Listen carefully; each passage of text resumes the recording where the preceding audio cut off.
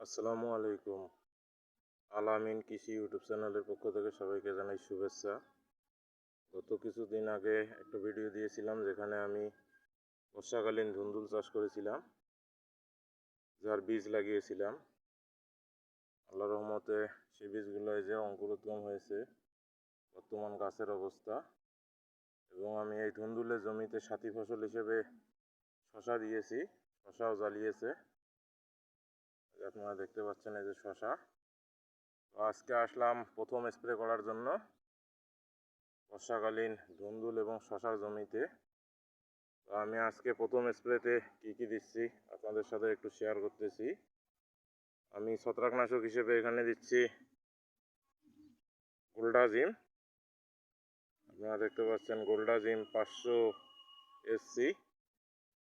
ছত্রাকনাশক হিসেবে আমি কার্বনডাজিম গ্রুপের ওষুধ দিচ্ছি, এবং কাটা পোকার জন্য সানকট, এর টেকনিক্যাল হচ্ছে সাইপারমেথ্রিন 10 EC এটি, এবং এর সাথে একটি অন্যতম শশার মারাত্মক পোকা হচ্ছে মাকড়নাশক হিসেবে আমি দিচ্ছি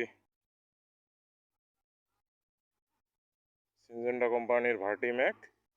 এটি অ্যাভামেকটিন গ্রুপের ওষুধ।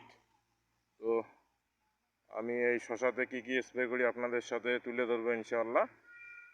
আপনারা যারা শশা চাষ করছেন ফলো করতে পারেন। যদি ভিডিওটি ভালো লাগে অবশ্যই লাইক, কমেন্ট এবং সাবস্ক্রাইব করে পাশে থাকবেন। ধন্যবাদ সবাইকে।